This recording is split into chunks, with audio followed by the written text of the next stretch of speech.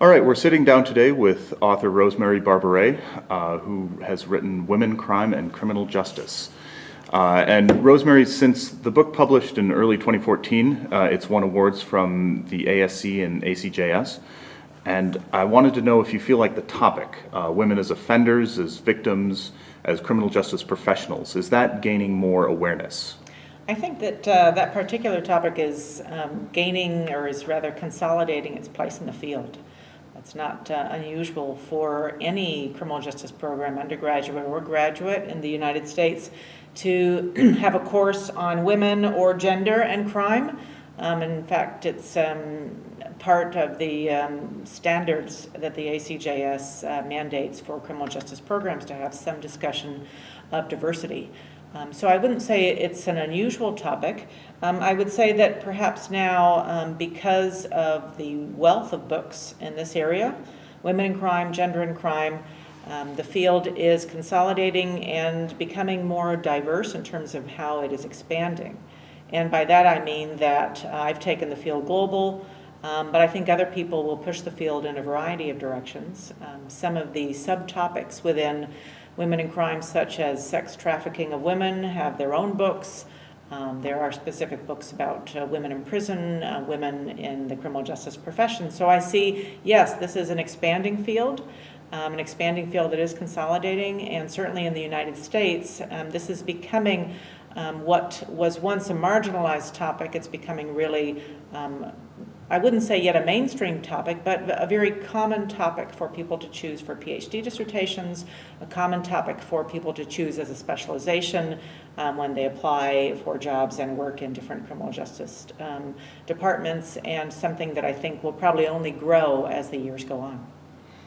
Now, was there a certain reason that you really wanted to write the book, a certain topic you wanted to focus on or bring to the fore? Well, yes.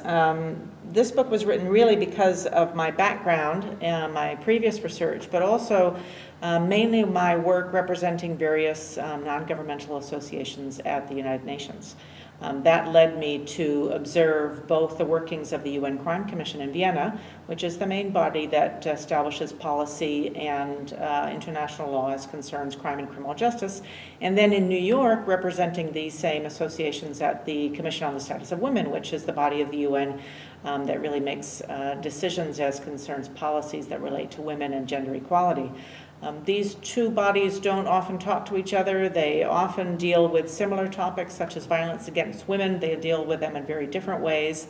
Different activists mobilize at each of these meetings, and therefore this linking of the international between what are crime, justice, and victimization issues, and then what are issues simply related to women's rights and gender equality made me think of putting the book together in this particular way. I also teach a class, and I've taught it since about 2006, in gender issues and international criminal justice in the International Criminal Justice major at John Jay College of Criminal Justice, which is unique in the United States.